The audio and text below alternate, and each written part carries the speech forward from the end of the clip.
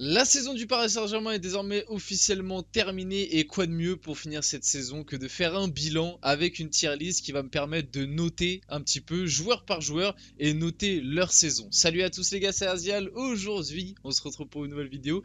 Vidéo qui, j'avais envie, honnêtement, j'avais très envie de la faire. Globalement, j'ai toujours envie de vous produire des vidéos, mais celle-là, je l'attendais particulièrement parce que ça va un petit peu dans la continuité du mercato idéal, parce qu'on a déjà commencé à amorcer le truc en parlant un petit peu de ceux que je voulais voir partir. Donc forcément, tu parles un peu des prestations et des rendus sur la saison, tu vois, tout en parlant des potentiels recrues qui pourraient apporter à cet effectif. Là aujourd'hui, bah du coup, tier list, quoi de mieux qu'une tier list. Au début, je me suis dit, est-ce que je ferais pas un truc joueur par joueur où je mets des notes, tu vois, par exemple sur 10, mais je me suis dit que à des moments c'est un petit peu compliqué, tu vois, comment t'évalues un joueur qui a été moyen, tu lui mets 10, tu lui mets 11 et puis il y a un autre où tu vas lui mettre par exemple 12 et puis les gens ils vont te dire oui mais lui il a fait des trucs et puis en fait il méritait peut-être plus que lui qui a eu 12 alors qu'il a eu 11. Bref, je me suis dit les notes c'est un petit peu bourbier.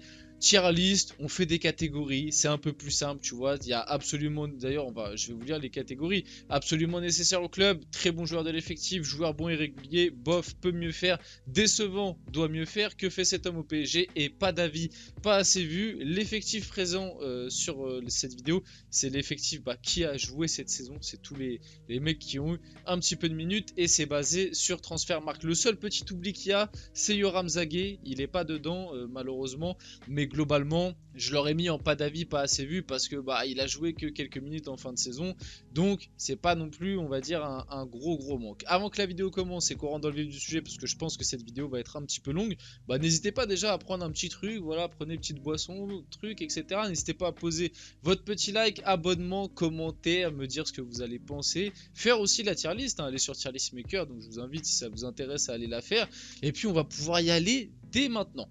Commençons du coup, allez on y va par Keylor Navas. Alors Keylor Navas qui en vrai n'a pas eu tant de minutes que ça, mais je vais directement le mettre dans entre guillemets que fait cet homme au PSG pour le côté il va partir dans tous les cas, il va quitter le club librement et comme il n'a pas joué énormément de matchs, il avait un énorme salaire, il arrivait en fin de carrière, 37 ans, je tiens à le rappeler. Donc en vrai, que fait cet homme au PSG? C'est pas tant dans le niveau de jeu, c'est plus dans le côté, dans tous les cas, il s'en va et en plus, il a quasiment pas joué cette année.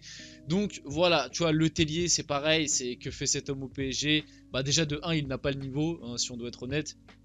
De 2, c'est le troisième gardien qui joue jamais. On sait qu'il est là pour les quotas UEFA parce qu'il est formé au Paris Saint-Germain. Ouais, pour moi, il faudrait donner cette place à un petit jeune du centre et arrêter avec Le Tellier et tout simplement le vendre, quoi, le laisser partir. Et même lui, pour sa carrière, bon, il est en fin de carrière, mais je sais pas, peut-être essayer de trouver quelque chose où il joue, quoi, au moins joue au football. Arnaud Tenias, en vrai, c'est compliqué les gardiens parce que cette année, comme Donnarumma a quasiment tout joué, Arnaud Tenias, on a quand même vu un petit peu plus de trucs, mais de là à le mettre dans joueur bon et régulier, je vais plus le mettre dans pas d'avis, pas assez vu. Mais dans ce qu'on a vu, ça a été quand même très sympathique. Si on doit être honnête, on a vu des choses intéressantes d'Arnaud Tenas.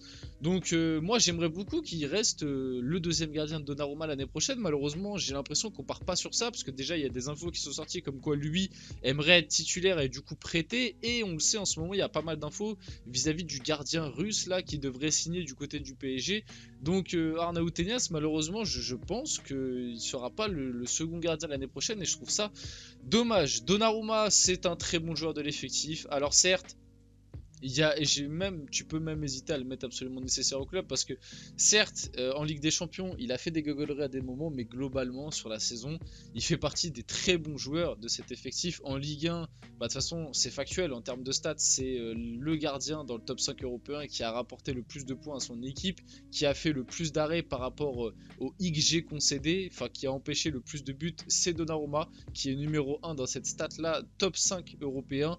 Donc voilà, le gars il nous a quand même sauvé pas mal de matchs cette saison en Ligue 1 et rien à dire, il a été globalement très bon sur la saison. Le petit souci qu'il a, c'est que des fois dans les grands moments, il peut passer un peu au travers face au Barça notamment et c'est un peu dommage, mais sinon globalement c'est quand même une très bonne saison et c'est un très bon joueur de l'effectif. Achraf Hakimi, je vais mettre un cran en dessous. Je vais mettre joueur bon et régulier. Même si bon, le régulier, du coup, c'est peut-être pas le truc le plus approprié. Mais après, on va respecter un peu les catégories. Euh, je vais le mettre là. Honnêtement, vu sa deuxième partie de saison, tu peux limite le mettre dans bof, peut mieux faire. Mais comme en première partie de saison, il faisait partie des très bons joueurs de l'effectif, je pense que bah, tu vois, tu fais le centre entre les deux. Donc joueur bon et régulier parce que moi, je suis plutôt déçu de cette deuxième partie de saison d'Achraf Hakimi. En première partie de saison, c'était l'un des meilleurs Parisiens. En deuxième partie de saison, et notamment après la CAN, il a eu une période de 2-3 mois après la CAN, ou enfin ouais, 2 mois après la CAN où ça a été très très très compliqué. Il y a pas mal de matchs où il est passé au travers. Donc ouais, on va le mettre là, joueur bon et régulier. Presnel Kimpembe, bah pas d'avis, pas assez vu, hein, blessé toute la saison. On connaît Marquinhos. Pareil, Marquinhos c'est très compliqué parce que c'est un peu comme Hakimi, mais je vais le mettre dans joueur bon et régulier parce que c'est un peu comme Hakimi mais à l'inverse. En première partie de saison, c'était du bof peut mieux faire. Et puis en deuxième partie de saison, on a eu un très bon joueur de l'effectif. Donc, je pense que, ouais, joueur bon et régulier pour Marquinhos, je pense que ça convient. Comme je viens de l'expliquer, il a très très bien fini, notamment en Ligue des Champions, où ça a été l'un des meilleurs en quart de finale et en demi-finale. Danilo Pereira, je vais le mettre dans bof, peut mieux faire. Je sais pas s'il peut mieux faire, mais en tout cas par rapport à la saison dernière, n'hésitez pas d'ailleurs si ça vous intéresse à aller voir mon bilan de la saison dernière. Ça peut être intéressant par rapport aux joueurs qui sont toujours dans l'effectif, mais j'ai le souvenir que l'année dernière, les gars, j'avais mis Danilo dans absolument nécessaire au club pour la simple et bonne raison que l'année dernière, c'était l'un des meilleurs joueurs du PSG. Aussi, c'est parce que autour, c'était très compliqué, mais rappelez-vous de la saison dernière de Danilo. En défense centrale, le nombre de matchs qu'il nous a sauvés, le nombre de prestations qu'il a faites, où tu pouvais pas t'attendre à ça en fait. Et moi, il m'avait bluffé et ça avait été vraiment un soldat et grand respect à sa saison l'année dernière. Mais cette année, ça a été très compliqué. Et ouais, c'est bof quoi. Bof, c'est très très bof, voire même à la limite du décevant, honnêtement. Donc ouais, Danilo, et comme moi je l'avais mis dans mon mercato idéal, je pense qu'il est temps de tourner la page avec Danilo. Lucas Hernandez, je le mettrais dans joueur bon et régulier aussi. Pareil, si c'était que la première partie de saison, je l'aurais mis dans très bon joueur de l'effectif. La deuxième partie de saison, un peu moins bien. Donc ouais, il fait partie des joueurs bons et réguliers. Et aussi sa grosse blessure qui nous a pas mal handicapé sur ses derniers matchs de la saison. J'espère qu'il reviendra au même niveau qu'il avait parce qu'il avait très très bien démarré avec le PSG. Maintenant ça reste à voir, mais ouais, Lucas Hernandez, joueur bon et régulier, je pense que c'est plutôt bien. Nuno Mendes, c'est très très dur à juger, mais je vais le mettre dans bof. Je vais m'expliquer. Pour certains ça peut paraître un peu dur parce que bah, il y a cette blessure absolument longue et qui forcément l'a impacté. Maintenant, bah aussi, il pâtit du fait qu'il a pas vraiment de concurrent, à part Lucas Hernandez qui dépannait, mais on sait très bien que Lucas Hernandez il préfère être plus dans l'axe. Donc pourquoi je le mets en bof alors que il revient d'une longue blessure, que malgré tout il a eu un petit enchaînement de matchs et qu'à des moments il a quand même répondu un peu présent. Et bah c'est parce que pour moi ça n'a pas été non plus un joueur bon et régulier. Je peux pas mettre Nuno Mendes, tu vois, en termes de cohérence, je peux pas mettre Nuno Mendes à côté d'Hakimi, à côté de Marquinhos et de Lucas Hernandez qui déjà eux ont joué quasiment toute la saison et je trouve en termes de prestations et de performance ont été un cran au dessous de Nuno Mendes. Donc je suis obligé de le mettre dans bof. Maintenant, il y a des trucs qui l'expliquent, bien évidemment, que Nuno Mendes aussi, c'est le côté longue blessure qui impacte par rapport à ça. Mukiele, honnêtement, pareil, c'est très dur à juger. Honnêtement, je vais le mettre dans que fait cet homme au PSG pour la simple et bonne raison qu'il a très peu joué. Que en vrai, en termes de ses prestations, ça aurait peut-être plus été en bof.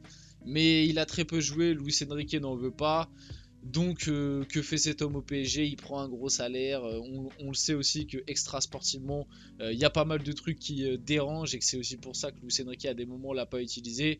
Donc, je pense que fait cet homme au PSG finalement, c'est peut-être le truc qui correspond le mieux. Après, je suis pas en train de dire que c'est un mauvais joueur et qu'il a pas sa place au PSG, mais Luis Enrique n'en veut pas. Il a des trucs extra sportifs qu'on sait. Et en plus de ça, il va partir. Donc je le mets là. Beraldo, pareil, c'est compliqué, mais je le mettrai quand même plus dans joueur bon et régulier. Parce que j'en attendais rien. Et que finalement, son arrivée lors du mercato hivernal nous a énormément dépanné. Parce que il a dépanné à gauche, où certes, j'ai pas aimé. Je vais pas vous mentir que moi, Beraldo en latéral gauche, à chaque fois, je vous ai dit, je ne veux plus. Mais malgré tout, il a dépanné. Il a pas non plus fait trop de dingueries à ce poste-là, même s'il n'était pas forcément bon. Et moi, Beraldo, à chaque fois qu'il a joué dans l'axe, je l'ai toujours trouvé plutôt intéressant. Sauf le seul match où il est passé au travers, c'était face au Barça à l'aller. Mais sinon, face à Dortmund au retour, quand il joue, je trouve qu'il est pas dégueu. Même là, la finale de Coupe de France, il est titulaire, je l'ai trouvé bon. Donc Beraldo, il s'est imposé en tant que défenseur central au PSG devant Danilo, devant Skriniar. Avec la blessure de Lucas Hernandez à l'heure actuelle, enfin sur les derniers matchs, c'était Beraldo qui jouait. Donc pour moi, vu le fait qu'il est arrivé lors de ce mercato hivernal, que c'est un jeune de 20 ans qui vient du Brésil, je le mets dans joueur bon irrégulier, honnêtement. Bon, bah Skriniar, décevant. Décevant slash que fait cet homme au PSG honnêtement, mais je vais le mettre dans décevant. Décevant doit mieux faire. Non, en fait je vais le mettre dans que fait cet homme au PSG parce que Skriniar faut qu'il parte. La saison est complètement ratée. Les blessures, les soucis au dos, la mobilité, c'est pas un joueur compatible avec Luis Enrique. Voilà, c'est catastrophique. Le recrutement a été raté sur ce mec. Je pense vraiment pas que c'est un mauvais joueur. Je pense que dans une équipe style Inter, Atlético, oui, dans des défenses à 3 avec des blocs un peu médians bas, il fait le taf. C'est un défenseur rugueux, etc. Maintenant, quand tu joues en bloc haut pardon, avec la possession de balle, ce Skriniar n'est juste pas adapté. Kurzawa, bon, j'ai même pas besoin de polémiquer plus longtemps. Que fait cet homme au PSG? Heureusement, il part. Ugarte, c'est décevant. On doit mieux faire. Je vais essayer d'accélérer un peu parce que là, je suis en train de voir que la vidéo sinon va être très longue. Ugarte, c'est décevant, doit mieux faire pour la simple bonne raison que il avait très bien démarré sur le premier mois. Au final, pareil, t'as un peu la sensation que c'est une erreur de casting. Je pense pas que ses qualités correspondent à ce que demande Luis Enrique. On va voir ce que ça va donner. Moi, je lui donnerai quand même une saison 2 avant de le vendre, parce que certains veulent le vendre dès cet été. Moi, je lui donnerai une saison 2, mais pour le moment, Ugarte, c'est décevant, doit mieux faire. Fabien Ruiz, j'hésite, mais je le mettrai quand même plus dans bof. Parce qu'il y a des matchs trop yaourt nature. Là, on est. Tu vois, si je suis un peu dans la culture de l'instant, tu vois, sa finale de Coupe de France a été très bonne. C'est l'un des. Il a fait un très très bon match. Mais globalement, c'est bof, peut mieux faire. Je sais même pas en fait s'il peut mieux faire, mais dans les gros matchs, Fabien Ruiz c'est trop bof et il a pas le niveau pour être titulaire au PSG. Dans la rotation, oui, c'est un très bon joueur de rotation, mais titulaire, c'est un petit peu compliqué. Je pense que là, on a le premier absolument nécessaire au club, Vitinha, saison stratosphérique pour moi, c'est le meilleur joueur du PSG cette saison. Il n'y a rien à dire par rapport à ça. Il a été absolument exceptionnel. Il a passé un step monumental. Il a dépanné en tant que numéro 6 et il a très bien fait. Et à partir du moment où il est passé numéro 6, le PSG, je trouve, a quand même été bien plus performant. Donc, rien à dire. Vitinha, tu es juste le boss que tu penses être. Lee Kangin, c'est bof. Lee Kangin, c'est bof. Pareil, des blessures en début de saison. Après, il y a eu la Coupe d'Asie.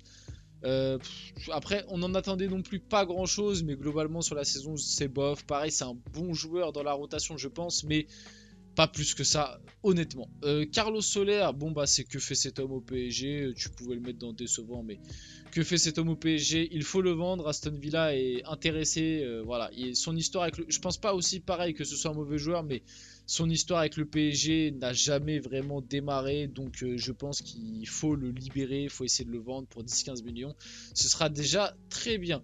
Zaïre Emery, je vais choquer. Je pense que je vais vous choquer, mais je pense que Zaïre Emery va partir dans bof. Je pense que Zaïre Emery va partir dans bof. J'ai hésité avec joueur bon et régulier, mais pareil, en fait, sa deuxième partie de saison est tellement, en fait, c'est tellement, ouais, c'est pour moi en deuxième partie de saison, il s'est rapproché du niveau de Fabien Ruiz, là où en première partie de saison, il était peut-être pas loin du niveau de Vitinha entre guillemets. Deuxième partie de saison, il a complètement sombré, que ce soit physiquement, mentalement. T'as senti qu'il était un peu plus perdu, voilà. Donc Zaïre Emery dans bof. Après, ça reste, je pense quand même qu'il a fait mieux que du Louis Kangin, du Danilo et du Nuno Mendes.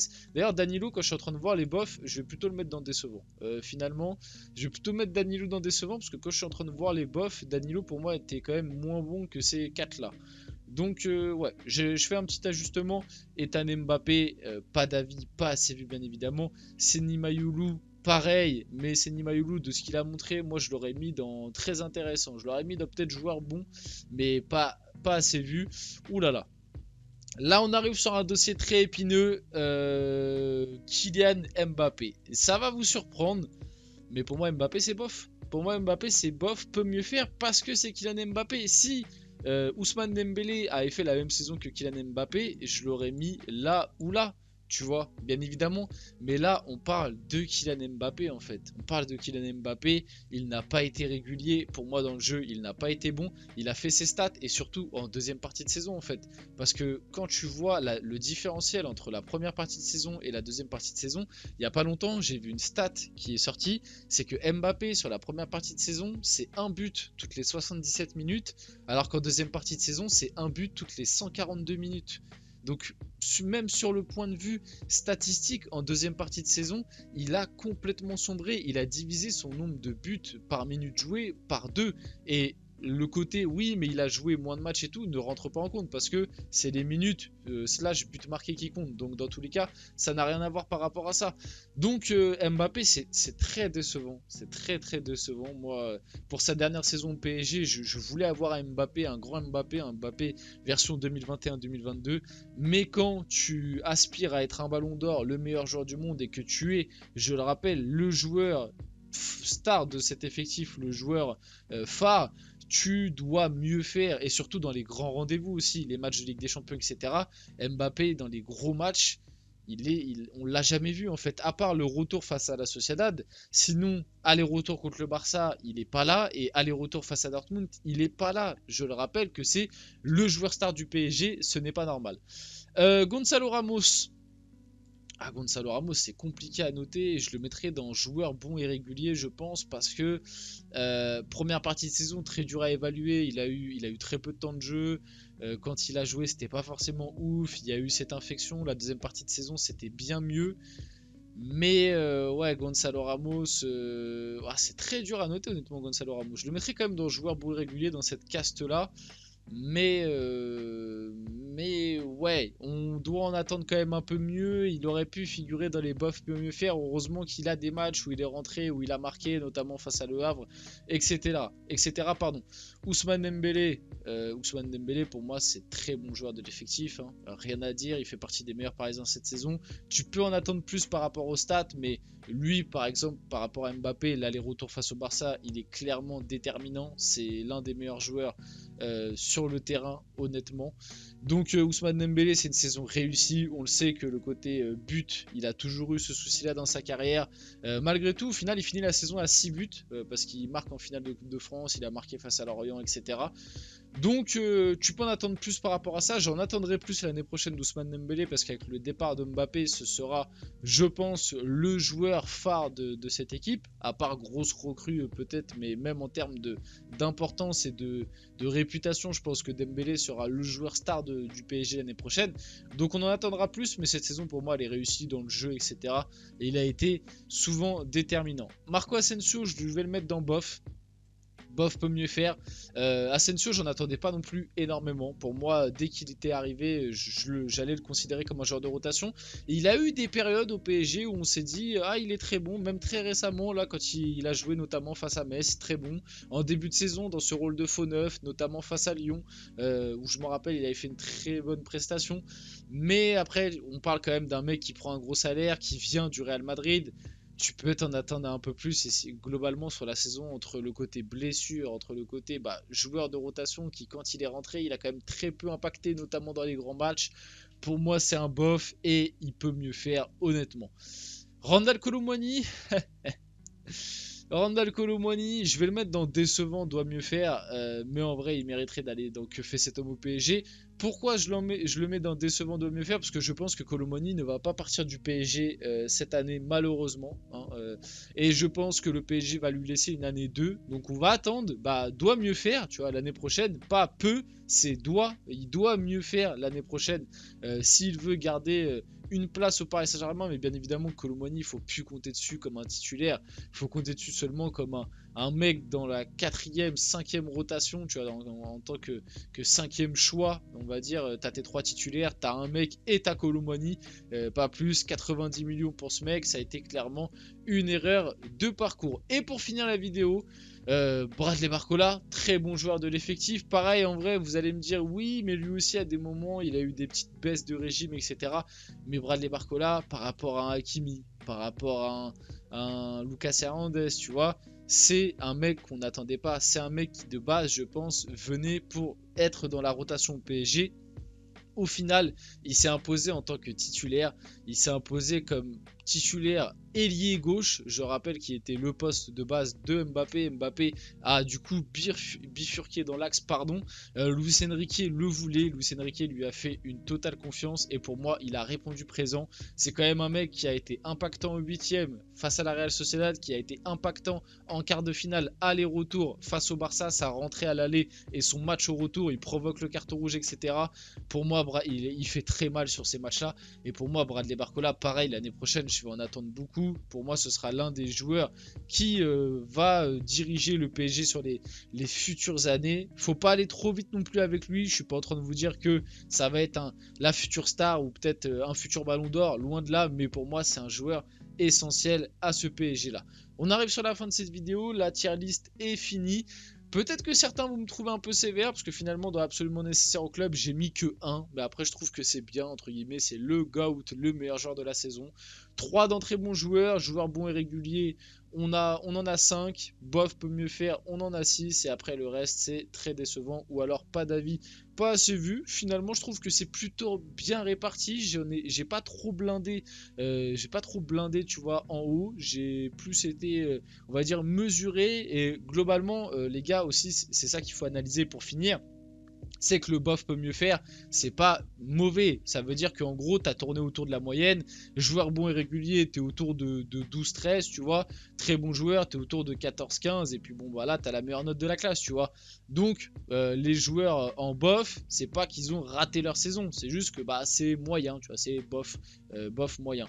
Bref, on finit la vidéo là-dessus. Voici la tier list un petit peu au complet. J'espère que cette vidéo vous a plu. Et n'hésitez pas à me dire dans les commentaires ce que vous auriez fait. À liker, à commenter, à partager et à vous abonner les gars, c'était Azial et on se retrouve très rapidement pour une prochaine vidéo.